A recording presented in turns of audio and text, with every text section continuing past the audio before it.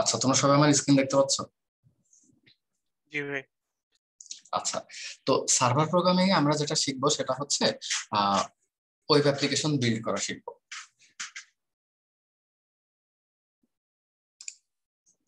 তো web application, আমি যখন একটা ওয়েব অ্যাপ্লিকেশন বিল্ড করব,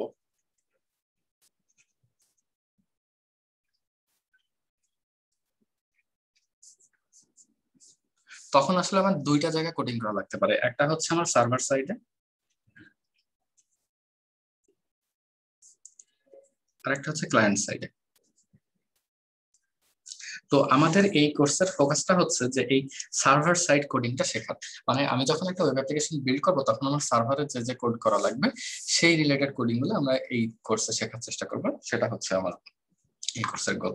তো এর আগে আমাদেরকে যে জিনিসটা জানা লাগবে সেটা হচ্ছে ওয়েব অ্যাপ্লিকেশন কি। হ্যাঁ, তো একটা ওয়েব অ্যাপ্লিকেশন হচ্ছে যে কোনো একটা পিস অফ সফটওয়্যার যেটা তুমি তোমার ব্রাউজার মানে ফোনের ব্রাউজার থেকে অ্যাক্সেস করতে পারবা।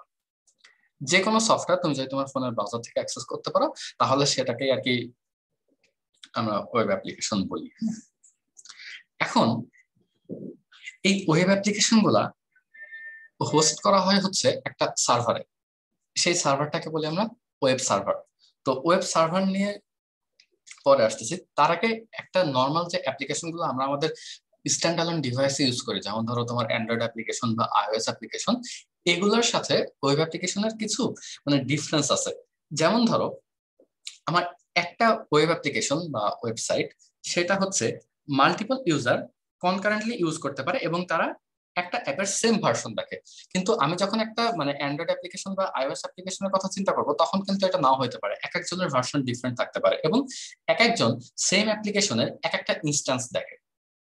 কিন্তু ওয়েব অ্যাপ্লিকেশনের ক্ষেত্রে আমার মাল্টিপল ইউজার হইলেও আমার ভার্সনটা সেম থাকে। আর এটা সবচেয়ে বড় একটা মানে সুবিধা হচ্ছে যে এইটা আমার পার্সোনাল ডিভাইসে আমার স্টোরেজ যেহেতু লিমিটেড, সো এটা আমার ডিভাইসে তেমন কোনো মানে স্টোরেজ ফিল আপ করে না।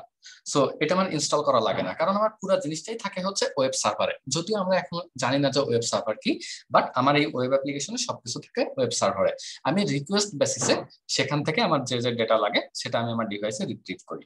আচ্ছা, এখন একটা ওয়েব অ্যাপ্লিকেশন চালানোর জন্য আমার খুব মানে বেসিক দুইটা জিনিস লাগে মাস্ট। এই দুইটা ছাড়া আমার একটা ওয়েব অ্যাপ্লিকেশন রান করতে পারবে না, সেটা হচ্ছে ওয়েব সার্ভার এবং আরেকটা হচ্ছে ডেটাবেস। ওয়েব সার্ভার এবং ডেটাবেস এই দুটার কোনোটাই কিন্তু ক্লায়েন্ট না। ক্লায়েন্ট যদি নাও থাকে, মনে করো আমি তুমি বা আমাদের ব্রাউজার, এগুলো হচ্ছে ক্লায়েন্ট। তো একটা ক্লায়েন্ট যদি নাও থাকে তাও কিন্তু আমার ওয়েব অ্যাপ্লিকেশনটা রান করতে থাকবে, বাট সেটা কেউ ইউজ করতেছে না, সেটা তার ব্যাপার। বাট আমার ওয়েব অ্যাপ্লিকেশনটা যদি আমি রানিং অবস্থায় চাই তাহলে আমার দুইটা জিনিস লাগবে, সেটা হচ্ছে ওয়েব সার্ভার এবং ডেটাবেস। তো এতক্ষণ পর্যন্ত আমরা যে জিনিসটা জানলাম সেটা হচ্ছে আমার ওয়েব অ্যাপ্লিকেশন। তো একটা ওয়েব অ্যাপ্লিকেশন কাকে বলে এটা নিয়ে কি কারো কোনো কনফিউশন আছে, বা আমার কথা বুঝতে কি কারো সমস্যা হচ্ছে?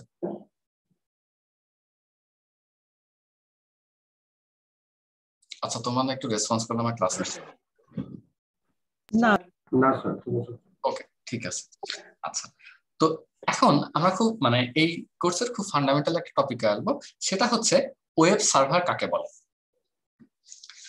তো জিনিসটা এইভাবে সাজাইছি যে web server listens on a port.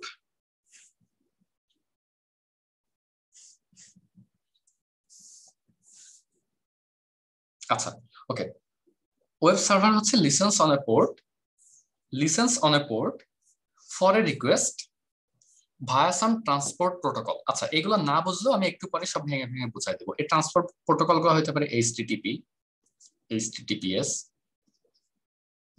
আচ্ছা, okay, so a web server listens on a port for a request via some transport protocol, then when it receives the request, যখন এটা একটা রিকোয়েস্ট পাই কারো কাছ থেকে, রিকোয়েস্টটা পাই বেসিক্যালি ক্লায়েন্টের কাছ থেকে। ক্লায়েন্টটা হচ্ছে আমাদের ব্রাউজার গুলো, ক্রোম, মোজিলা ফায়ারফক্স এগুলা। তো when a web server receives A request, এটা কি করে, একটা রেসপন্স পাঠায়। যার কাছ থেকে রিকোয়েস্ট পাঠাইছে তাকে একটা রেসপন্স পাঠায়, সেই রেসপন্সটা কিছু রিসোর্স ক্যারি করে।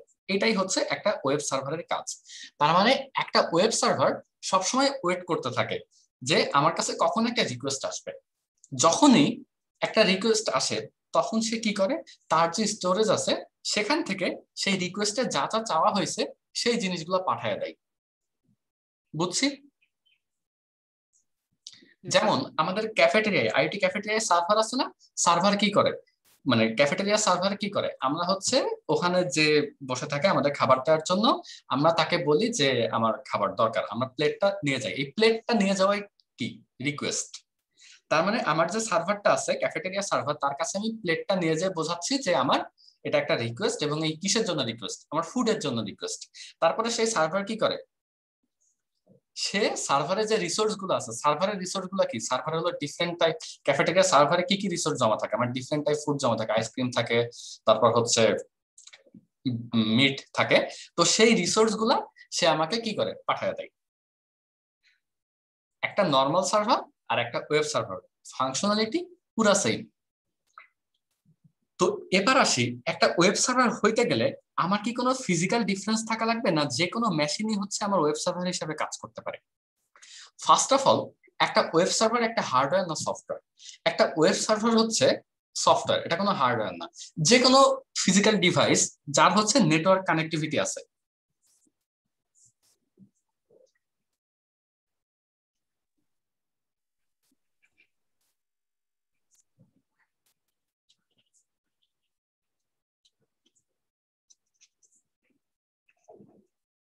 যে কোনো physical device with network connection can act as a web server. এটা হচ্ছে আমার ফোন হইতে পারে, আমার কম্পিউটার হইতে পারে, তোমার কম্পিউটার হইতে পারে, যে কোনো ডিভাইসই তুমি ওয়েব সার্ভার হিসেবে রান করতে পারবা। এবং আরেকটা ফান্ডামেন্টাল জিনিস হচ্ছে, একটা ওয়েব সার্ভারে তুমি মাল্টিপল ওয়েব অ্যাপ্লিকেশন হোস্ট করতে পারবা। একটা ওয়েব সার্ভারে তুমি মাল্টিপল ওয়েব অ্যাপ্লিকেশন হোস্ট করতে পারবা। মাল্টিপল ওয়েব অ্যাপ্লিকেশন হোস্ট করতে পারবা মানে কি, ধরো আমার যে আইওটি ক্যাফেটেরিয়া আছে,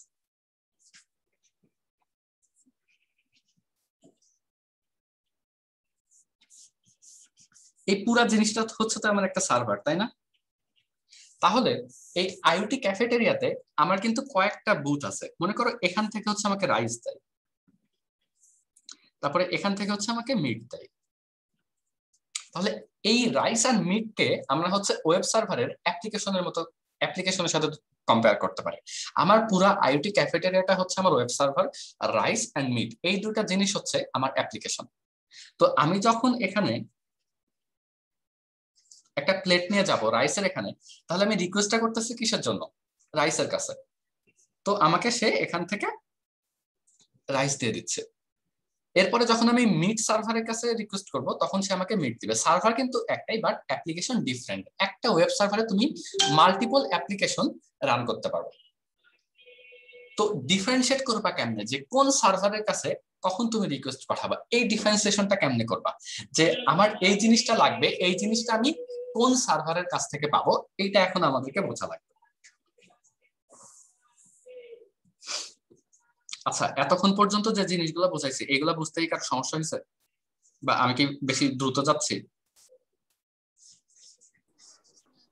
না স্যার, ঠিক আছে স্যার। আচ্ছা,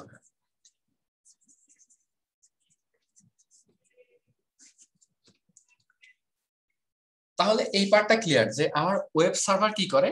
web server basically serves web content. এই ওয়েব কন্টেন্টটাই হচ্ছে আমার ওয়েব অ্যাপ্লিকেশন। তো এটা কিভাবে সার্ভ করে, এ লিসেন করতে থাকে যে আমার কখন রিকোয়েস্ট আসবে, এবং রিকোয়েস্ট আসলে সে হচ্ছে রেসপন্সটা পাঠায় দেয়। এখন একটা ওয়েব সার্ভারে রিকোয়েস্ট আসে কার থেকে, একটা ওয়েব ক্লায়েন্টের থেকে। এই ওয়েব ক্লায়েন্ট আমার কি কি হইতে পারে, মনে করো সাফারি, ক্রোম, তো যে কোনো ব্রাউজার হইতে পারে। আবার এখন আমরা অনেক অ্যাপ্লিকেশন দেখি, যেসব অ্যাপ্লিকেশনেরও আসলে ওয়েব রিকোয়েস্ট পাঠানোর অ্যাবিলিটি আছে, বা যেসব অ্যাপ্লিকেশনও ওয়েব সার্ভার হিসেবে কাজ করতে পারে।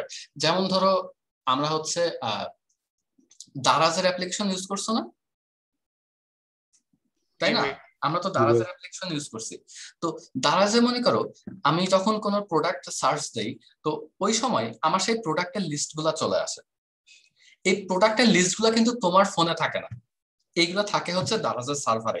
তো যখন তুমি কোন একটা প্রোডাক্ট লিখে সার্চ দাও, ফর এক্সাম্পল তুমি হচ্ছে মানে ইউ হ্যাভ মোবাইল ফোন, আর তুমি এই মোবাইল ফোনের জন্য ব্যাক কভার বা ব্যাক কেসিং কিনতে চাও, সো তুমি তোমার ডিভাইসের মডেল নাম্বার আর ব্যাক কভার বা কেস লিখে সার্চ দিলে তোমার হলো অনেকগুলা রেসপন্স চলে আসে। এই রেসপন্স গুলা আসে হলো দারাজের সার্ভার থেকে। তাহলে তুমি যে দারাজের অ্যাপ্লিকেশনটা ইউজ করতেছো সেটা কিন্তু কোনো মানে ট্রেডিশনাল ওয়েব ব্রাউজার না।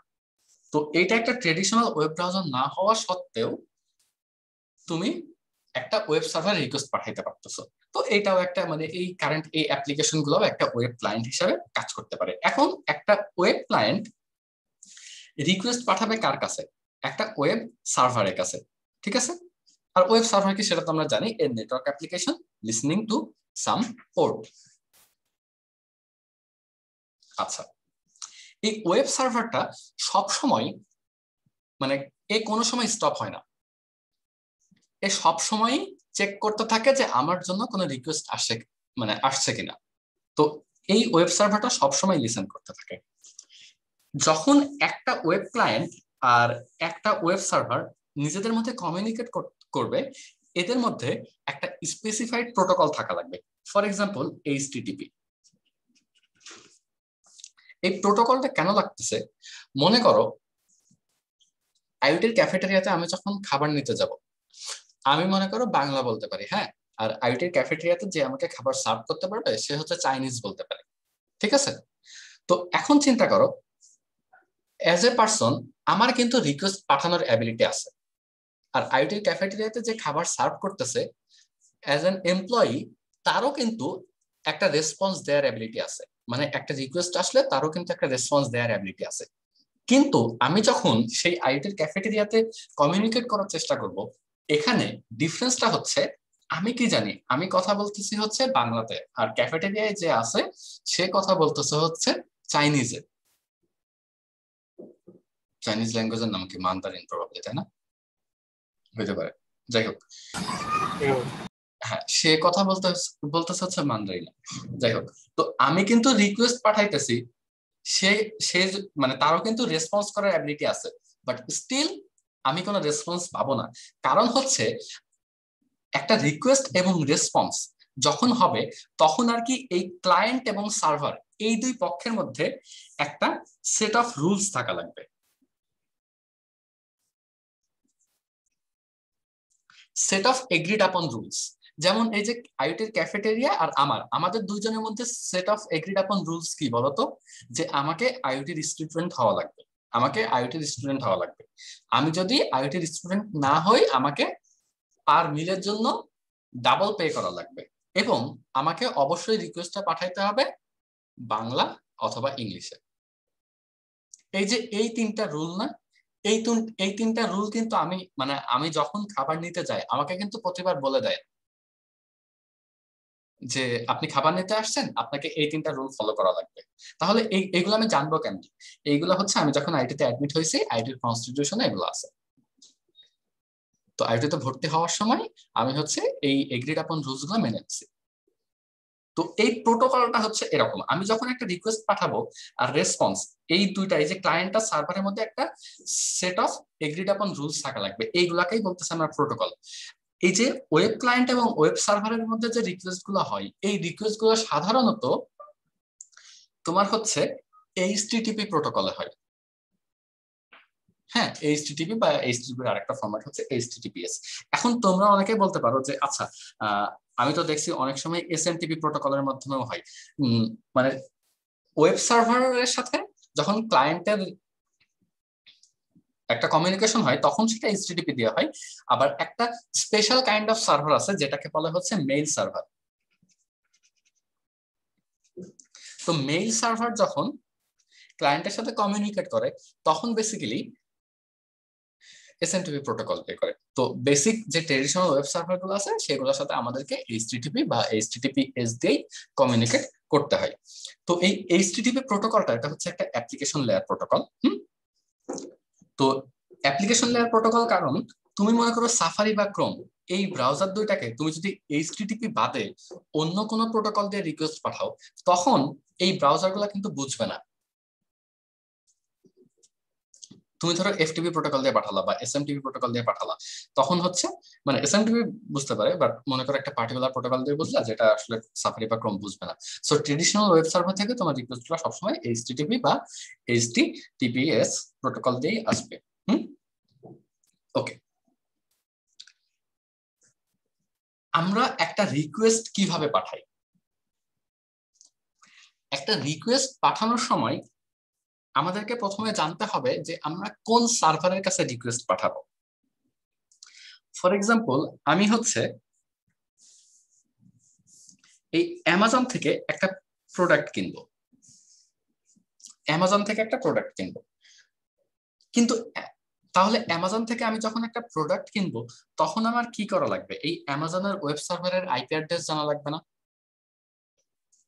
আমার যে কোনো আমার তো আমি ওয়েব নিয়ে কাজ করতেছি মানেই আমাকে কল্পনা করা লাগবে যে আমার পৃথিবীর প্রতিটা ডিভাইস হলো ইন্টারনেটের সাথে কানেক্টেড। আর যখন একটা ডিভাইস ইন্টারনেটের সাথে কানেক্টেড হয় তখন সেই ডিভাইসটাকে আমরা ইউনিকলি আইডেন্টিফাই করতে পারি কি দিয়ে?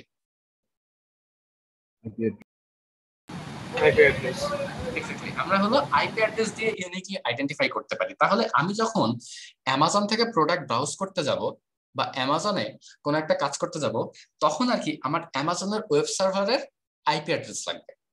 তো ধরো অ্যামাজনের ওয়েব সার্ভারের আইপি অ্যাড্রেস হচ্ছে,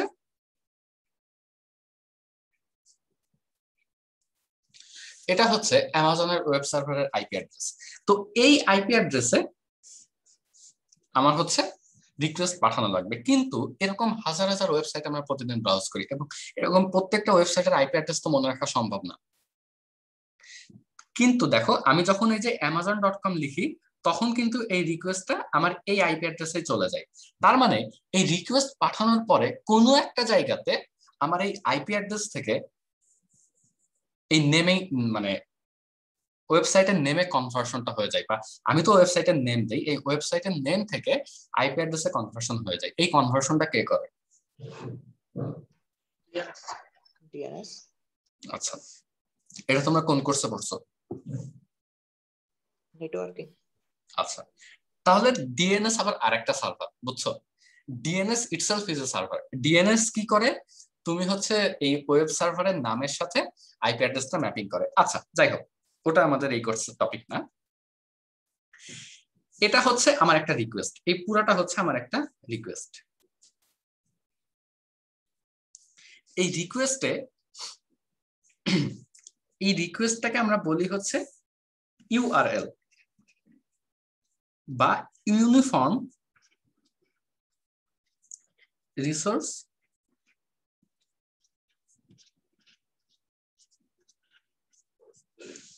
আচ্ছা, এই ইউআরএল কি করতে পারে? আমার সারা পৃথিবীতে মানে হোল ইন্টারনেটে আমার যত জিনিসপত্র আছে, যত রিসোর্স আছে, সেটা একটা আচ্ছা যত রিসোর্স আছে সব রিসোর্সকে ইউনিকলি আইডেন্টিফাই করতে পারে। এর আগে আমাকে একটা জিনিস বলে আসতে হতো, সেটা হলো রিসোর্স কি কি হইতে পারে। আচ্ছা, আমি যখন একটা ওয়েব সার্ভারের কাছে মানে একটা রিকোয়েস্ট পাঠাবো, আমি যে যে জিনিসের জন্য রিকোয়েস্ট পাঠাইতে পারি সেই জিনিসগুলো হচ্ছে, সেই জিনিসটা আমার একটা এইচটিএমএল ডকুমেন্ট হইতে পারে, আমার ডিফারেন্ট টাইপস অফ ডকুমেন্ট হইতে পারে। আমি ডিফারেন্ট টাইপস অফ ডকুমেন্টের জন্য রিকোয়েস্ট পাঠাইতে পারি। এটা একটা এইচটিএমএল ডকুমেন্ট হইতে পারে, এটা একটা প্লেন টেক্সট হইতে পারে, আবার মনে করো অন্য টাইপ অফ ফাইল হইতে পারে, যেমন ধরো পিডিএফ হইতে পারে, ইমেজ হইতে পারে, বা ভিডিও হইতে পারে, অথবা আমার একটা অবজেক্ট হইতে পারে জেসন, এটাকে বলে জাভাস্ক্রিপ্ট অবজেক্ট নোটেশন। ওকে, তো একটা ওয়েব সার্ভার বেসিক্যালি আমাদেরকে রিসোর্স হিসাবে, একটা রেসপন্সে আমাদেরকে একটা রিসোর্স হিসাবে এই জিনিসগুলো প্রোভাইড করে। আমরা খুব মানে ভালোভাবে শিখবো যে একটা রিকোয়েস্ট কিভাবে পাঠাইতে হয়, একটা ওয়েব সার্ভার কিভাবে একটা রিকোয়েস্ট পাইলে এই রিসোর্স গুলো রিটার্ন ব্যাক করে। এই জিনিসগুলো আমরা আমাদের একদম ফার্স্ট ল্যাবেই শিখবো। আমরা ফার্স্ট ল্যাবে একটা ওয়েব সার্ভার ক্রিয়েট করব, ওয়েব সার্ভার ক্রিয়েট করে সেখানে আমরা ক্লায়েন্ট থেকে রিকোয়েস্ট পাঠাবো, আবার সেই ওয়েব সার্ভার থেকে রেসপন্স ব্যাক করবো। এই সবকিছু আমরা ফার্স্ট ল্যাবে বুঝে যাবো। তখন আর কি এই জিনিসগুলা তোমরা তত ভালোভাবে ভিজুয়ালাইজ করতে পারবে। এখন আমি বলতেছি, বাট হয়তো জিনিসগুলো অনেক অ্যাবস্ট্রাক্ট লাগতেছে, বা তুমি ফিল করতে পারতেছো না যে কিভাবে আমার ক্লায়েন্ট থেকে সার্ভার রিকোয়েস্ট যাচ্ছে, সার্ভার কিভাবে কি কি ম্যাচ করে আমাকে রেসপন্স পাঠাইছে। এই জিনিসগুলা আমাদের ফার্স্ট ল্যাবে ক্লিয়ার হয়ে যাবে। আচ্ছা, তো এই ইউনিফর্ম রিসোর্স লোকেটর যেটা করে সেটা হচ্ছে আমার হোল ইন্টারনেটে যে কোনো রিসোর্সকে ইউনিকলি আইডেন্টিফাই করতে পারে। একটা ইউআরএল এর কয়েকটা পার্ট থাকে, ফার্স্টে আমাকে ডিফাইন করে দিতে হয় যে এটা কি প্রোটোকল দিয়ে যাবে, এরপরে হচ্ছে আমার সার্ভারের নাম, তারপরে সেই সার্ভারে আচ্ছা এই amazon.com, হ্যাঁ এই amazon.com যখন এটাকে তুমি ডিএনএস দিয়ে আইপি তে কনভার্ট করবা, এ কিন্তু আইপির সাথে তোমার হচ্ছে পোর্ট অ্যাড্রেস এইটাও অ্যাড করে দেয়। কারণ তুমি একটা সার্ভারে রিকোয়েস্ট পাঠাইলে হবে না, একটা সার্ভারের এক্সাক্ট একটা পোর্টে রিকোয়েস্ট পাঠাইতে হবে। কারণ একটা web server multiple website host করতে পারে, বা এমনও হতে পারে যে একটা ওয়েবসাইট মাল্টিপল সার্ভারে হোস্ট করতে পারে। তো এই জন্য মনে করো আমার একটা ওয়েব সার্ভার আছে, সেম ওয়েব সার্ভারে তোমার মনে করো ফেসবুক আছে, ইউটিউব আছে, তারপর হচ্ছে অ্যামাজন আছে, তুমি কার কাছে রিকোয়েস্ট পাঠাবা এটা হলো তোমার পোর্ট অ্যাড্রেস ডিফাইন করে দেয়। তো তুমি আর কি এই ডিএনএস সার্ভার তোমার নাম থেকে IP address plus port address দুইটাই ডিফাইন করলো।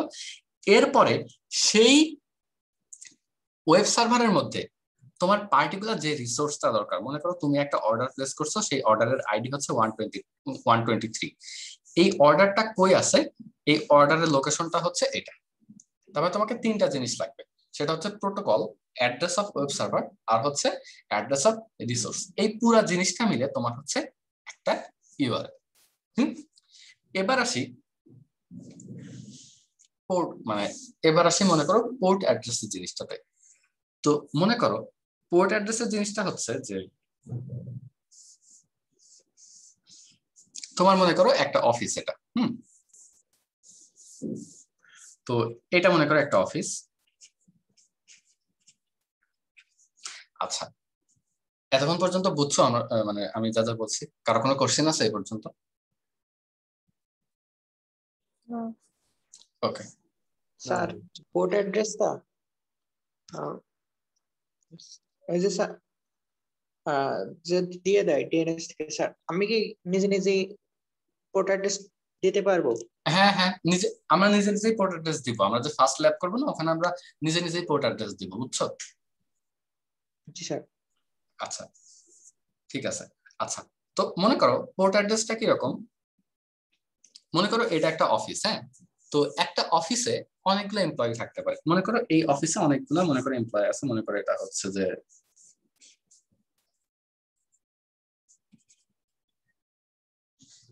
এটা হচ্ছে সেলস অ্যাসোসিয়েট, এটা হচ্ছে মনে করো ম্যানেজার,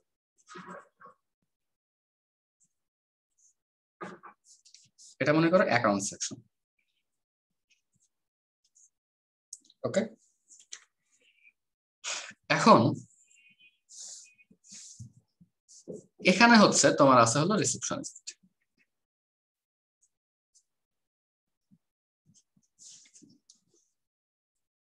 তুমি হচ্ছে বাইরের একটা এন্টিটি,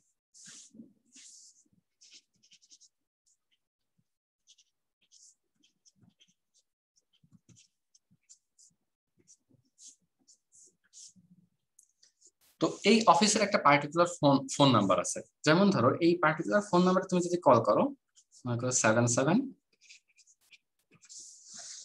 তো এই পার্টিকুলার ফোন নাম্বারে যদি তুমি কল করো, তো ধরো এই অফিসটা হচ্ছে একটা পেপার কোম্পানি,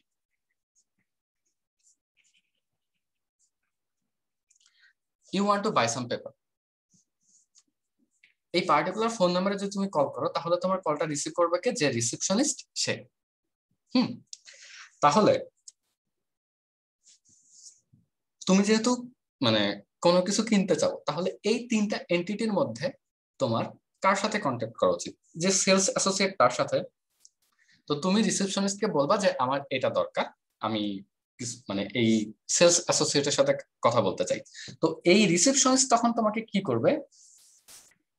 একটা রেসপন্স ব্যাক করবে, একটা এক্সটেনশন নাম্বার ব্যাক করবে।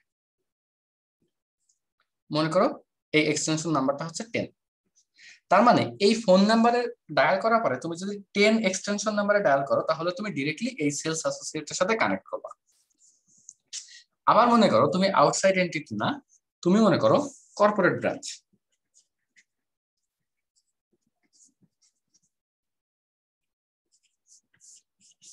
তো তুমি আর কি তোমার একটা লোকাল ব্রাঞ্চের খোঁজ নিতে চাও, তো তুমিও আর কি তোমার রিসেপশনিস্টকে কল দিবা, তারপরে তুমি এই লোকাল ব্রাঞ্চের যে ম্যানেজার তুমি তার সাথে কন্ট্যাক্ট করবা। তো তখন তোমার রিসিপশনিস্ট যেটা করবে, এও তোমাকে একটা এক্সটেনশন কোড দিবে। মনে করে এক্সটেনশন কোডটা হচ্ছে 17। তো এই কর্পোরেট ব্রাঞ্চ থেকে যখন তোমার এই ফোন নাম্বারে ডায়াল করার পরে 17 এক্সটেনশন কোডে কল করবে, তখন সে কি ডিরেক্টলি ম্যানেজারের সাথে কন্ট্যাক্ট হয়ে যাবে। তো এই অফিসটাকে তুমি চিন্তা করতে পারো একটা সার্ভার আকারে, এবং এই যে এই তিনটা যে এন্টিটি আছে, এই তিনটা এন্টিটি হচ্ছে ডিফারেন্ট ডিফারেন্ট অ্যাপ্লিকেশন। এবং এখানে এই যে এক্সটেনশন নাম্বারগুলো আছে না, এই এক্সটেনশন নাম্বারগুলো হচ্ছে তোমার পোর্ট অ্যাড্রেস। তোমার যার দরকার তার পোর্ট অ্যাড্রেস নিয়ে তুমি তার কাছে রিকোয়েস্টটা পাঠাবা। তাহলে এই আইডিয়াটি ক্লিয়ার যে একটা ওয়েব সার্ভার কিভাবে মাল্টিপল ওয়েব অ্যাপ্লিকেশন হোস্ট করে। মনে করো আমার একটা আইপি অ্যাড্রেস হচ্ছে 127.0.0.1। হ্যাঁ, তো এখানে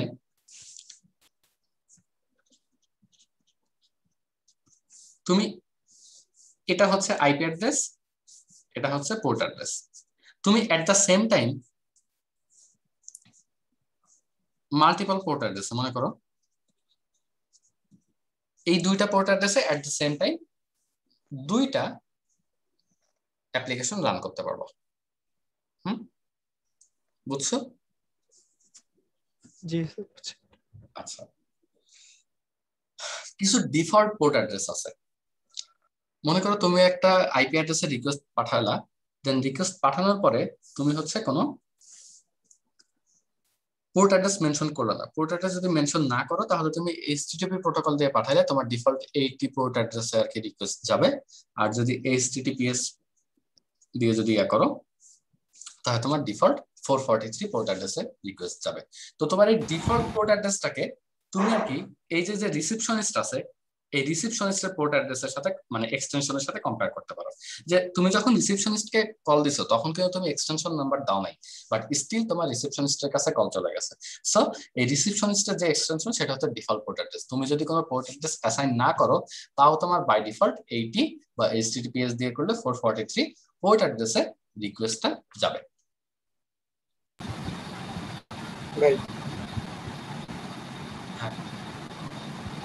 ভাই এই যে পোর্ট অ্যাড্রেস যেটা, মানে এটা কি কোনো লিমিট আছে? মানে 4 ডিজিটে হইতে হবে বা এটার উপরে হইতে হবে, এটার নিচে হইতে হবে? মানে কয়টা পোর্ট নাম্বার হইতে পারে একটা আইপি তে? এটা কি কোনো লিমিট আছে বা কনভেনশন আছে? হ্যাঁ হ্যাঁ হ্যাঁ, এটা একটা লিমিট আছে। এটা হলো ফিক্স না, এটা হচ্ছে এক একটা ইয়ার জন্য লিমিট আছে। প্রবাবলি হচ্ছে এটা পোর্ট অ্যাড্রেস হচ্ছে মেশিনে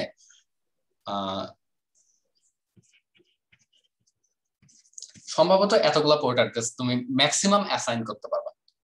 মানে আমি নাম্বারটা নিয়ে এক্স্যাক্টলি শিওর না, but as far age I know একটা মেশিনে তুমি ম্যাক্সিমাম এতগুলো পোর্ট অ্যাড্রেস অ্যাসাইন করতে পারবা। আমি এটা শিওর হয় না জানাবো, বুঝছো? বোঝা গেছে? জি ওকে, আচ্ছা। তো এই গেল হচ্ছে আমার ওয়েব সার্ভার, ওয়েব অ্যাপ্লিকেশন, এই এই রিলেটেড জিনিসগুলা। আচ্ছা, তো এই এইচটিটিপি রিকোয়েস্টের এটা মানে একটি স্ট্রাকচার আমি দেখাইছি, যদিও এইচটিটিপি রিকোয়েস্ট নিয়ে আমরা মানে পরে আরো ডিটেইলসে শিখবো। তো এটা হচ্ছে একটা এইচটিটিপি রিকোয়েস্ট। এইচটিটিপি দিয়ে বোঝায় হলো হাইপার টেক্সট ট্রান্সফার প্রোটোকল আর কি। আচ্ছা, তো এইচটিটিপি রিকোয়েস্ট আর কি অনেকগুলা মেথডে পাঠানো যায়, যেমন ধরো গেট, পোস্ট, ডিলিট। তো এরকম অনেকগুলো ওয়েতে তুমি আর কি মানে এইচটিটিপি রিকোয়েস্টের অনেকগুলো ক্যাটাগরি থাকে, gate request, post request, delete request. তো এইগুলা নিয়ে ইন্ডিভিজুয়ালি আমরা পরে পড়বো। এখানে মনে করো আমি একটা গেট রিকোয়েস্ট দেখাইছি। ইউজুয়ালি গেট রিকোয়েস্টের বডি থাকে না, তো এটা হচ্ছে একটা গেট রিকোয়েস্ট। তো গেট রিকোয়েস্টে তোমার ফার্স্ট লাইনে কি থাকে, তোমার হচ্ছে রিকোয়েস্টের টাইপটা থাকে, এবং তারপরে সার্ভারের মধ্যে যে রিসোর্সটা তুমি চাও সেই রিসোর্সের লোকেশন এবং এইচটিটিপি প্রোটোকলের ভার্সন, এবং ফাইনালি যেটা থাকে সেটা হচ্ছে তোমার হোস্ট আর ইউজার এজেন্ট। তো ইউজার এজেন্ট অবজেক্টের মধ্যে তুমি যে ক্লায়েন্ট থেকে রিকোয়েস্ট পাঠাইছো এই ক্লায়েন্টের ডেটা থাকে। তাহলে ইউজার এজেন্টের মধ্যে কি থাকে, আমি একটা এইচটিটিপি রিকোয়েস্টে আমার যে ইউজার এজেন্টটা থাকবে তার মধ্যে আমি যে ক্লায়েন্ট থেকে রিকোয়েস্ট পাঠাইছি সেই ক্লায়েন্টের ডেটা থাকে। তো এটা মনে করো তোমার অপারেটিং সিস্টেম আর ব্রাউজার ইনফরমেশন, ইউজুয়ালি এই ইনফরমেশন গুলো থাকে। আচ্ছা, আর এই গেট রিকোয়েস্ট গুলো সাধারণত তোমার পুরা যে যে ডেটাগুলো আছে সেই ডেটাগুলা তোমার যা এখানেই ক্যারি করে। কিন্তু তোমার পোস্ট রিকোয়েস্টের ক্ষেত্রে তোমার একটা বডি সেকশন থাকে, এই বডি সেকশনের ডেটাটা তোমার হচ্ছে ইউআরএল এ ভিজিবল হয় না।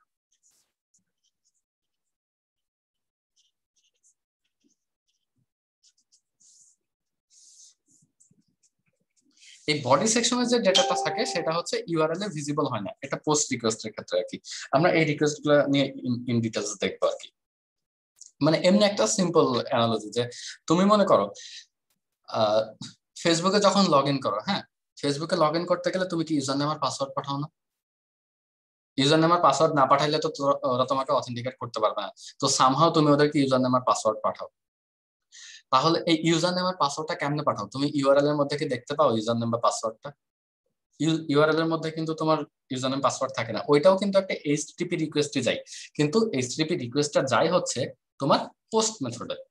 তো পোস্ট মেথডে তুমি শুধু হেডারটা দেখতে পাও, এই এইচটিটিপি হেডারটা দেখতে পাও। এইচটিটিপি হেডারের মধ্যে তোমার আর কি ইউজার নেম পাসওয়ার্ডটা থাকে না, ইউজার নেম পাসওয়ার্ডটা এনক্রিপ্টেড ওইটা থাকে হচ্ছে তোমার বডির মধ্যে, যার কারণে তো ওইটা তোমার ইউআরএল এ ভিজিবল হয় না। কিন্তু মনে করো যে আমি একটা রিকোয়েস্ট পাঠালাম যে আমি মনে করো যে একটা ওয়েবসাইট, ফর এক্সাম্পল www.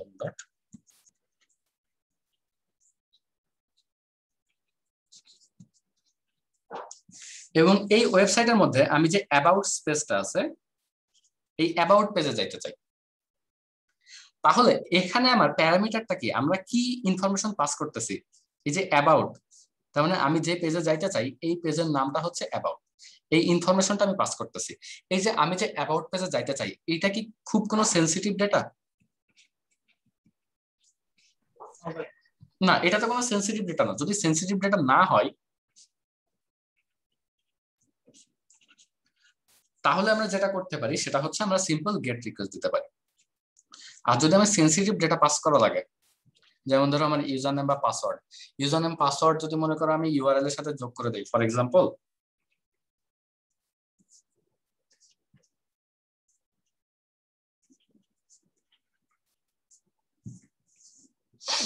তারপরে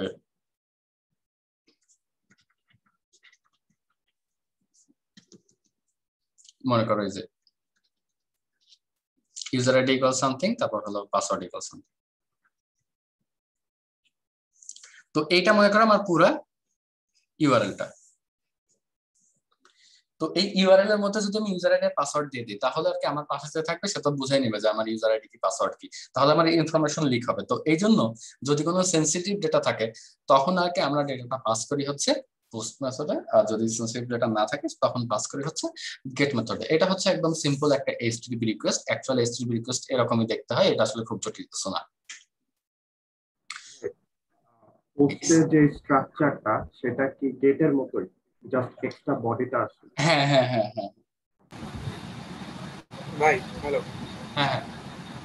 এখানে আমার দুইটা কোশ্চেন আছে। ডিরেটেও তো ভাই মানে মানে বডি মনে হয় ইউজ করা যায়, কিন্তু পোস্ট মানে গেটের বডিটা তোমার ইউজ করা ম্যান্ডেটরি না।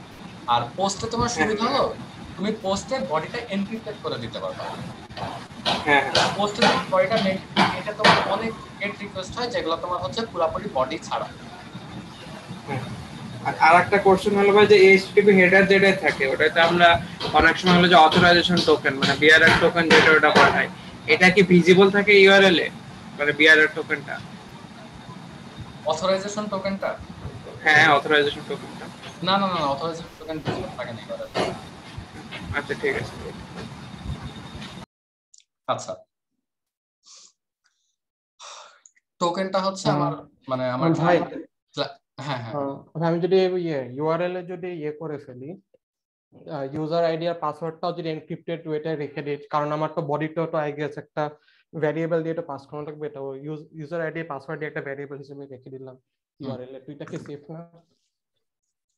মানে তুমি গেটের মধ্যে না আমি তো লগইন করলে আইডি রিকোয়েস্টটা পাঠাতে পারবো। তো এরপর আমি ওই দুইটা ভেরিয়েবল খালি এনক্রিপ্টেড ওয়েতে রেখে দিলাম, ইউজার আইডি আর পাসওয়ার্ডটা, তারপর কে কম্পেয়ার ডেভেলপমেন্ট করতে কষ্ট হয়ে যায়, বডি ইউআরএল বোঝা যায়। এখানে আসলে জিনিসটা আমি সিম্পলি মানে এক্সপ্লেন করছি যে হচ্ছে পোস্টের মধ্যে শুধুমাত্র আমি এনক্রিপ্টেড করে পাঠিয়ে দিই।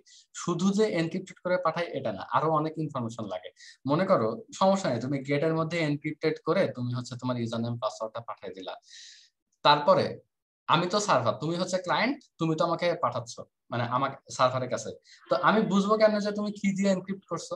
তুমি SHA-1 ইউজ করছো না মানে হ্যাশ না সরি, তুমি AES ইউজ করছো না মানে DES ইউজ করছো, আমি এগুলা কেমনে বুঝবো? আর এগুলা ছাড়াও মানে AES এর কোন ভার্সন ইউজ করছো, অনেকগুলো ইনফরমেশন পাঠানো লাগে, ঠিক আছে?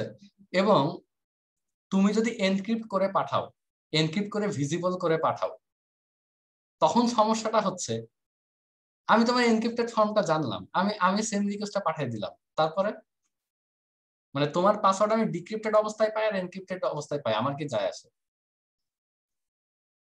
আমি যদি আমার ব্রাউজার থেকে মনে করো তোমার এনক্রিপ্টেড ভার্সনটাই সেম রিকোয়েস্ট পাঠিয়ে দিই, তাহলে আমি আবার কি তোমার পেজে অ্যাক্সেস পেয়ে যাব না?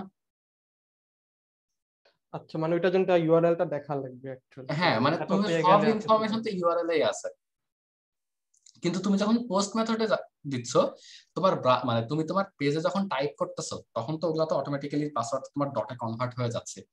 আর জিনিসটা এনক্রিপ্টেড হয়ে যে কখন কি মানে এনক্রিপ্টেড ফর্মটা আমি দেখতে পাচ্ছি না, সো আমি সেম রিকোয়েস্ট কিন্তু রেপ্লিকেট করতে পারবো না। তুমি যদি ইউআরএল এর সাথে অ্যাড করে দাও, আমি একজন থার্ড পার্টি, আমি মনে করো ইভসড্রপ করতেছি, আমি কিন্তু সেম রিকোয়েস্ট রেপ্লিকেট করতে পারবো। সো তুমি সিকিউরিটি লিকটা বুঝতে পারছো? জি ভাই। আচ্ছা ভাই, এটা হচ্ছে একটা HTTP রেসপন্স।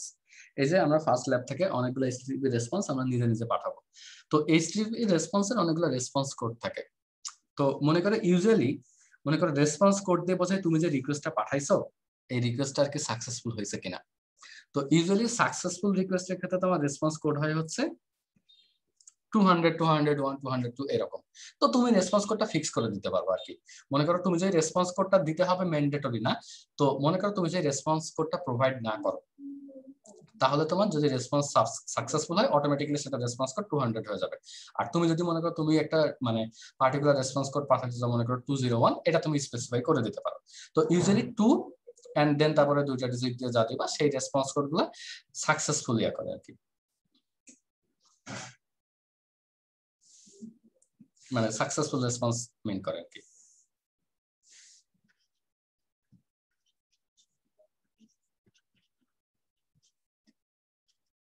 আচ্ছা, আর মনে করো ক্লায়েন্ট সাইড থেকে যদি এরর আসে, মনে করো ক্লায়েন্ট সাইডের কোনো এরর, মনে করো তুমি রেসপন্সটা পাঠাইছো তারপরে ক্লায়েন্ট কার পাওয়া যাচ্ছে না, তো এরকম ক্লায়েন্ট এররের ক্ষেত্রে যে রেসপন্সটা আছে সেগুলো তোমার 400 দিয়ে শুরু হয়, এন্ড দেন সার্ভার সাইডের এরর হইলে 500 দিয়ে শুরু হয়। যেমন মনে করো তুমি যে ইউআরএলটা মানে তুমি যে রিসোর্সের জন্য রিকোয়েস্ট পাঠাইছো সেই রিকোয়েস্টটা সেই ইউআরএলটা আর কি ভ্যালিড না, তখন মনে করো তোমার 504 বা 88 সামথিং রেসপন্স কোড পাঠাবে। তো এভাবে তুমি রেসপন্স কোড দেখে বুঝতে পারবা যে হচ্ছে তোমার রেসপন্সটা কি আসছে, সাকসেসফুল না এরর।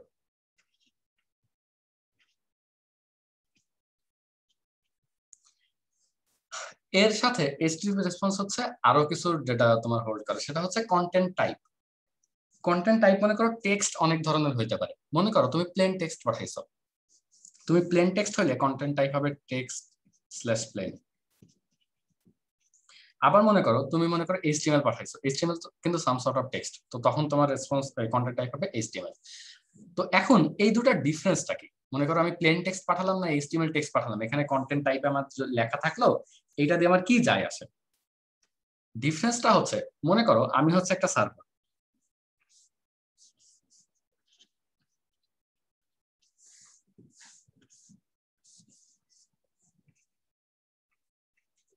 তুমি হচ্ছে একটা ক্লায়েন্ট, তো তুমি আমাকে একটা রিকোয়েস্ট পাঠাইছো,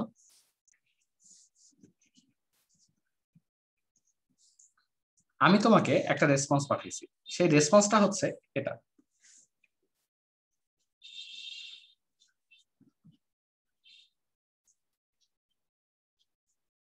ওকে, এবং এই রেসপন্সের টাইপ হচ্ছে,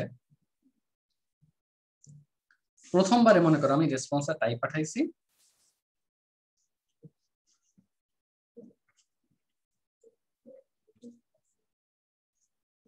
আচ্ছা text/html।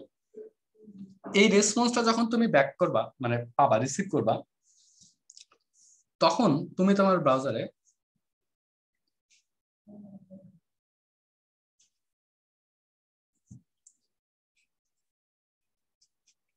এটা দেখতে পাবা, ঠিক আছে?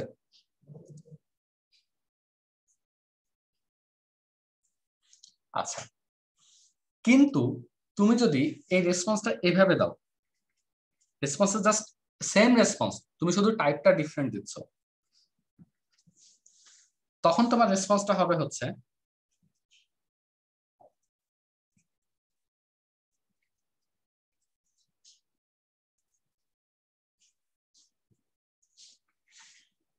আবার তুমি যদি কিচ্ছু না দাও, তুমি কোনো কন্টেন্ট টাইপ দিলাই না, তাহলে অটোমেটিক্যালি স্পেসিফাই করে নেবে কন্টেন্ট টাইপ, এবং তখন তোমার রেসপন্সটা হবে হচ্ছে এটা। তাহলে এই কন্টেন্ট টাইপের সিগনিফিকেন্সটা বুঝতে পারছো? জি ভাই। আচ্ছা, কন্টেন্ট টাইপ কি স্যার টেক্সট আর প্লেনই হয় আর না না না, অনেক অনেক অনেক টাইপ হইতে পারে, ইমেজ হইতে পারে, তারপর পিডিএফ হইতে পারে, ভিডিও ফিড হইতে পারে, যে অনেক, তারপর জেসন অবজেক্ট হইতে পারে। কন্টেন্ট টাইপটা কে ডিসাইড করতেছে, ক্লায়েন্ট না সার্ভার? সার্ভার। জিনিসটা পাঠাচ্ছে কে? তুমি আমাকে রিকোয়েস্ট করছো, এখন আমি কি দিব সেটা আমার নিজের উপর ডিপেন্ড করে, বুঝছো? এই কন্টেন্ট টাইপটা তোমরা স্পেসিফাই করে দিবা, সমস্যা নাই। মানে এই এই জিনিসগুলো না আমার কেন জানি মনে হচ্ছে তোমাদের হয়তো এখন অনেক বেশি অ্যাবস্ট্রাক্ট লাগতেছে, বাট একদম ফার্স্ট ল্যাবটা কমপ্লিট করলেই তোমরা দেখবা যে আচ্ছা আমি নিজে থেকে রিকোয়েস্ট পাঠাচ্ছি, আমি এই জিনিসগুলো কন্ট্রোল করতে পারতেছি, কি পাঠাবো না পাঠাবো, তখন আর কি জিনিসগুলো হয়তো আরেকটু ভালো লাগবে। আচ্ছা, কানেকশন। কানেকশন হচ্ছে এই যে কানেকশন প্যারামিটারটা, তুমি যখন একটা রেসপন্স পাঠাবা, হ্যাঁ, তো আমি যদি এটা একটু এক্সপ্লেইন করি, একটা রেসপন্সের কয়েকটা পার্ট থাকে, মনে করো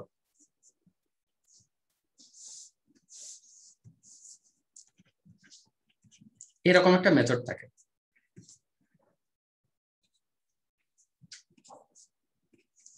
তো এই মেথডের মধ্যে তুমি তোমার যে ডেটাটা, সেই ডেটাটা পাস করলে এটা কি ক্লায়েন্টের কাছে চলে যায়, response.write। এরপরে একটা অপশনাল জিনিস থাকে, সেটা হচ্ছে রেসপন্স।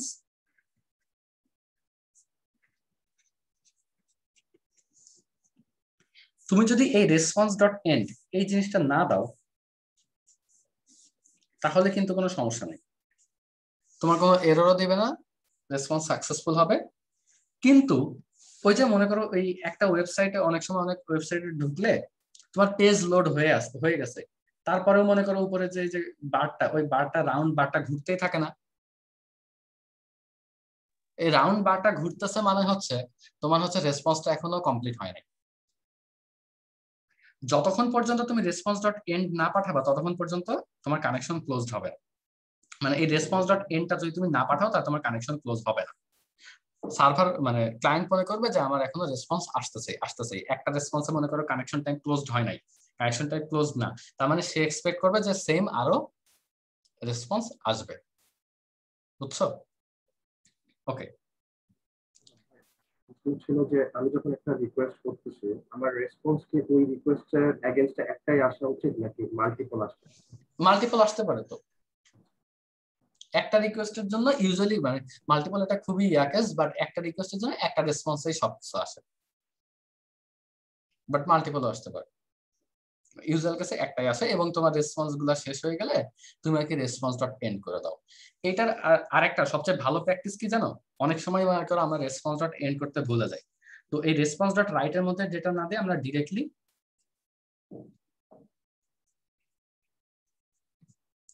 response.end এর মধ্যে ডেটা দিতে পারি। আসলে যে এই কোডগুলা কই লিখে, এগুলো তোমরা এখনো কিছু জানি না, আসলে এগুলো এখন তোমাদেরকে দেখায় লাভ নেই, এগুলো আমরা পরে যখন শিখবো তখন দেখবা যে কিভাবে তোমার রেসপন্স ক্লোজ করবা।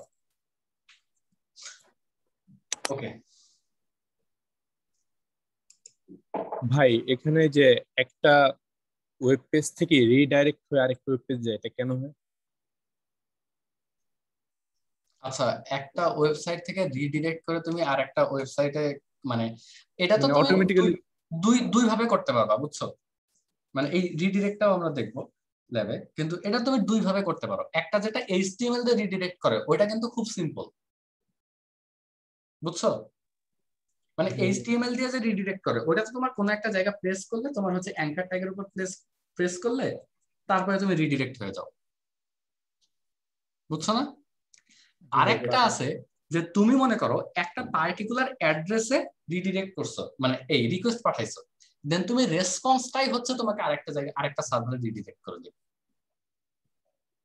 মনে করো ওখানে তুমি রেসপন্স ডট রাইট করতেছো না, মানে তুমি একটা রেসপন্স লিখতেছো না, তুমি সেই রেসপন্সটাই লিখবা না। ওইটার কাজ হবে যে ওই তোমার রিকোয়েস্টটাকে আরেকটা ওয়েব সার্ভারের কাছে রিডিরেক্ট করে দেওয়া। এই জিনিসটা হয় কেমনে? মনে করো অনেক সময় টরেন্ট লিংকে ঢুকতে গেলে আমার মনে করো যে কোন একটা টরেন্ট ফাইল না হবো, আমার বারবার হলো তোমার ওয়েব অ্যাড্রেস চেঞ্জ হতে থাকে না? জি ভাই। তোমার তো কোনো অ্যাঙ্কারটাকেও মানে প্রেস করা লাগে না, তাহলে বারবার এইভাবে ওয়েব অ্যাড্রেসটা চেঞ্জ হয় কেমনে? আমি না হয় এরকম কোন একটা এইচটিএমএল অ্যাঙ্কারটাকে হচ্ছে প্রেস করলে তারপর যদি রিডিরেক্ট হয় তাহলে সেটা মানা যায়, কিন্তু আমি জাস্ট রেসপন্স পাঠালাম, রেসপন্স থেকে থেকে রিডিরেক্ট হচ্ছে কেন? ওইটা হচ্ছে তোমার সার্ভার থেকে রিডিরেক্ট করা যায়, মানে রিকোয়েস্টকে রিডিরেক্ট করা যায়, বুঝছো?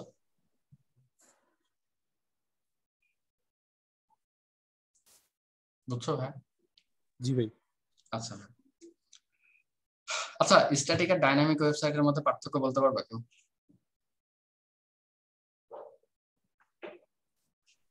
স্যার একটা হলো কি একবার সব ডাটা আসে, একবার হলো আরেকটা হলো কি কন্টিনিউয়াসলি ডাটা চেঞ্জ হতে থাকে, লাইক মেসেঞ্জার অথবা এরকম। আচ্ছা স্যার ফেসবুক স্যার ডাইনামিক। আচ্ছা, ঠিক আছে। একটা ওয়েবসাইট ডাইনামিক না স্ট্যাটিক সেটা পুরোপুরি ডিপেন্ড করা হচ্ছে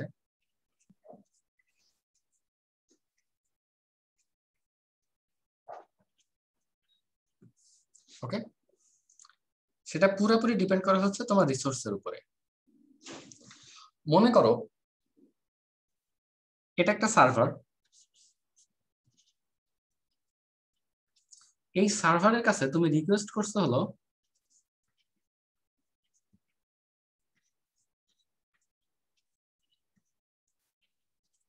একটা এইচটিএমএল ডকুমেন্টের। তো এই এইচটিএমএল ডকুমেন্টের রিকোয়েস্ট করার পরে মনে করো এই সার্ভারের যদি এটা করা লাগে, মনে করো সেই এইচটিএমএল ডকুমেন্টটা হচ্ছে তোমার প্রোফাইল ইনফরমেশন। তাহলে একটা প্রোফাইলের একটা টেমপ্লেট বা একটা বয়লার প্লেট তো এই সার্ভারের কাছে আছে। মনে করো এই সার্ভার হচ্ছে এটা একটা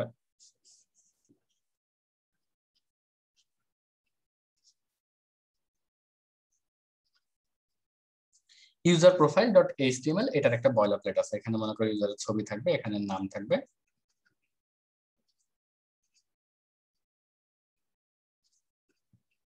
তো এই জিনিসটা সার্ভার হচ্ছে তোমার ক্লায়েন্টকে পাঠিয়ে দিবে, কিন্তু ডিরেক্টলি এই এইচটিএমএলটা যেমন আছে অ্যাজ ইট ইজ কিন্তু পাঠিয়ে দিতে পারবে না, কারণ এই এইচটিএমএল এর মধ্যে এই সার্ভারকে কিছু ইনফরমেশন ইনজেক্ট করতে হবে।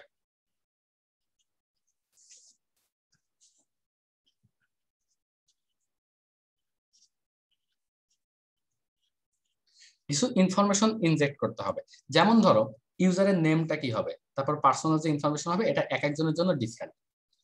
তাহলে একটা রিসোর্সকে সার্ভারকে যদি অন দা গোতে চেঞ্জ করা লাগে, একটা রিকোয়েস্ট আসলো, রিকোয়েস্ট আসার পরে রিসোর্সটা অ্যাজ ইট ইজ না পাঠায় দিয়ে সার্ভারকে যদি সেটা চেঞ্জ করা লাগে, তার মধ্যে কোনো ডেটা ইনজেক্ট করা লাগে বা ম্যানিপুলেট করা লাগে, তখন সেই সার্ভারকে বা সেই ওয়েব অ্যাপ্লিকেশনটাকে বলবো আমরা হচ্ছে ডাইনামিক ওয়েবসাইট। আর যদি তোমার সব রিসোর্স যদি স্ট্যাটিক হয়, যদি তোমার সব রিসোর্স যদি স্ট্যাটিক হয়, তাহলে সেটাকে আমরা বলবো হচ্ছে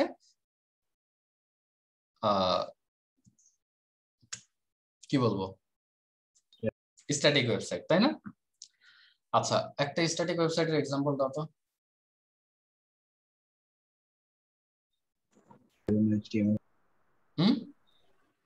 ক্লাসরুম স্যার।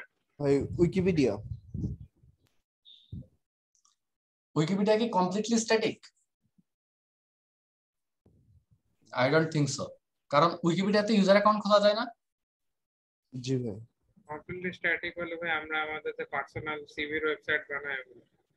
এক্স্যাক্টলি, এই যে এই কমপ্লিটলি স্ট্যাটিক ওয়েবসাইট হচ্ছে, তোমাদের কারো আছে গিটহাবে প্রোফাইল আছে? জি ভাই। সবার আছে স্যার, সবার না। আচ্ছা, গিটহাবে তোমার একটা ফ্রি ওয়েব হোস্ট করা যায়, github.io, ওইটা আছে কারো? জি ভাই।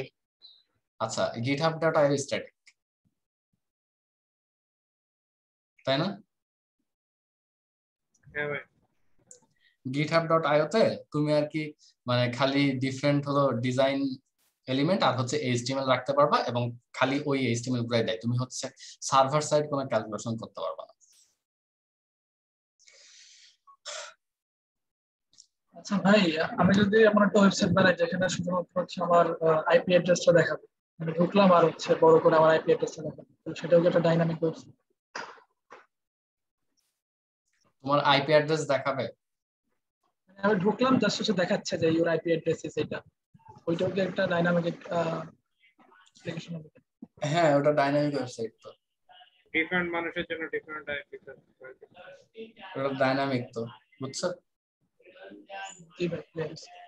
এই তো। আচ্ছা, তাহলে স্ট্যাটিক আর ডাইনামিক ওয়েবসাইট এই ডিফারেন্সটা বোঝা গেছে? জি ভাই। আচ্ছা, আল্লাহ, আর মাত্র 5 মিনিট সময় আছে, আমি ফ্রন্ট এন্ড আর ব্যাক এন্ডের ডিফারেন্স বোঝাতাম। আচ্ছা, ওই ফ্রন্ট এন্ড ব্যাক এন্ডের ডিফারেন্স এরপরে কি ক্লাস? ডিআইপি আছে ভাই। আচ্ছা ভাই, শোনো, এই কোর্সটা আমরা যেমনে সাজাবো আর কি। হ্যাঁ, আমরা হচ্ছে এই কোর্সে যেটা শিখবো সেটা হচ্ছে নোড আর এক্সপ্রেস। হ্যাঁ, নোড আর এক্সপ্রেস শিখবো। তো ব্যাকএন্ড ডেভেলপমেন্টের জন্য এখন নোড হচ্ছে, আমি তোমাদের ল্যাব পাবো মাত্র 7টা। তো এই 7টা ল্যাবের মধ্যে তোমার আসলে নোড এক্সপ্রেস শেষ করা খুব টাফ। তো ওই জন্য যেটা করব যে আমরা নোড যে শুধু ল্যাবে শিখবো তা না, আমরা থিওরি ক্লাসে থিওরির পাশাপাশি অনেক সময় কোডিংও শিখবো। নেক্সট ক্লাসে নোডের জন্য যেটা প্রিরিকুইজিট সেটা হচ্ছে জাভাস্ক্রিপ্ট। নেক্সট ক্লাসে আমরা হচ্ছে যে জাভাস্ক্রিপ্ট শেখা শুরু করব। আর আমি কেন এই ডিসিশনটা নিলাম যে কেন হচ্ছে তোমার নোড শেখাটা বেটার হবে, এটা আসলে মানে এক্সপ্লেন অত মানে বড় করে করতে পারতেছে না। জিনিসটা হচ্ছে যে নেক্সট সেমিস্টারে তোমাদেরকে হলো web and mobile application development শেখানো হবে, সেটা হচ্ছে ফ্রন্ট এন্ড ডেভেলপমেন্ট। অনেকের মধ্যে এই ভুল ধারণা থাকে যে ফ্রন্ট এন্ড ডেভেলপমেন্ট মানে design stuffs, but front end is nothing related to designing. Okay, মানে আমরা ফ্রন্ট এন্ড আর ব্যাক এন্ডের এই ডিফারেন্সটা নেক্সট ক্লাসে বলবো। তো নেক্সট সেমিস্টারে যখন তুমি হচ্ছে ফ্রন্ট এন্ড ফ্রেমওয়ার্ক শিখবা, ওইগুলো তো জাভাস্ক্রিপ্ট দিয়ে শেখা লাগবে। তো এখন যদি আমি তোমাদেরকে লারাভেল বা জ্যাঙ্গো শেখাই, তাহলে আর কি করতে হবে, আমাকে আবার নতুন করে পিএইচপি শেখানো লাগবে, আবার পাইথন শেখানো লাগবে, আবার নেক্সট সেমিস্টারে যে তোমাদের কোর্স নেবে তাকে হচ্ছে ওই জাভাস্ক্রিপ্ট শেখানো লাগবে। এতগুলো প্রোগ্রামিং ল্যাঙ্গুয়েজ শেখা লাভ নাই। আর হচ্ছে নোড খুব বেশি পপুলার, নোড অনেক অনেক বেশি ইউজ হয়। ওকে, সো দ্যাটস ওয়াই এই সেমিস্টার আমি নোড শেখাচ্ছি। হ্যাঁ, তাহলে why not Django REST? মানে Django REST API না কেন? আচ্ছা, জিনিসটা হচ্ছে যে মানে জ্যাঙ্গোতে কেন যাব না? Django REST হলে তো ভাই ওটা ফ্রন্ট এন্ডের সাথে কানেক্ট করা যায়। ওটা Django এর প্ল্যাটফর্মটা শেখা লাগে, এটা একটা সমস্যা। হ্যাঁ, তো ওই তো পাইথন শেখা লাগছে না তাইলে আমার? মানে রেস্ট এপিআই তো আমি লারাভেলও ইউজ করতে বানাতে পারি, বা ASP.NET ও বানাতে পারি, বাট আমার একটা ল্যাঙ্গুয়েজই হয়ে যাচ্ছে। আর নোড অনেক ইজি, মানে ওই এগুলো নিয়ে আসলে কোনো ইয়া নাই। MongoDB কি ভাই এই সেমিস্টারে করবে নাকি পরের? এই সেমিস্টারে ইনশাআল্লাহ প্ল্যান আছে, দেখা যাক। আচ্ছা, আর একটা জিনিস হচ্ছে যে হ্যাঁ, নোড অনেক ইজি, ওইটাই বলতে চাচ্ছিলাম। আর ফ্রেমওয়ার্ক হচ্ছে তোমার প্রোগ্রামিং ল্যাঙ্গুয়েজের মতো। তুমি হচ্ছে সি প্লাস পারলে তুমি জাভা শিখতে 2 ঘন্টা লাগবে না, জাভা পারলে তোমার পাইথন শিখতে 2 ঘন্টা লাগবে না। জিনিসটা ওরকম, একটা ফ্রেমওয়ার্ক শিখতে তোমার সবগুলো ফ্রেমওয়ার্ক এমভিসি প্যাটার্ন ফলো করে, জিনিসগুলো সেম। সবগুলো ফ্রেমওয়ার্কের রাউটার আছে, তারপর হচ্ছে অথেন্টিকেশন আছে, হ্যান্ডন আছে, সবকিছু সেম, যে কোনো একটা শিখলেই হলো আর কি। আচ্ছা, এবার আসি অ্যাটেন্ডেন্স। অ্যাটেন্ডেন্স হচ্ছে আমি ম্যানুয়াল মানে বাংলা ওয়েতে নিব, সেটা হচ্ছে আমি নাম ডাকবো। মানে জিনিসটা একটু আমার জন্য কষ্ট হলো, তোমার জন্য কষ্ট হলো, কিছু করার নেই। আইডি 1 থেকে 50, রাইট? ওকে, আইডি 1 মাঝখানে বাদ আছে 30 নাই, 44 নাই, 49। আচ্ছা 39 নাই না? 30 আচ্ছা 30 আর 30 44 49 44 আর 49 এদের কি হয়েছে? ভাই চলে গেছে আর কি। আচ্ছা কই গেছে? বাইরে? ভাই একজন মেডিকেলে, একজন কানাডা, আর একজন মানে খবর নেই আর কি। আল্লাহ, খবর নাই। খবর নাই সে মানে কি আসবে না আর? শিওর? ভাই না, সে হচ্ছে ইয়ার সাথে ক্লাস শুরু করছে আচ্ছা আচ্ছা আচ্ছা এখন। ওকে ID 1 ID 1 absent. 2 Present, sir. 3 Present, sir. 4 Present, sir. 5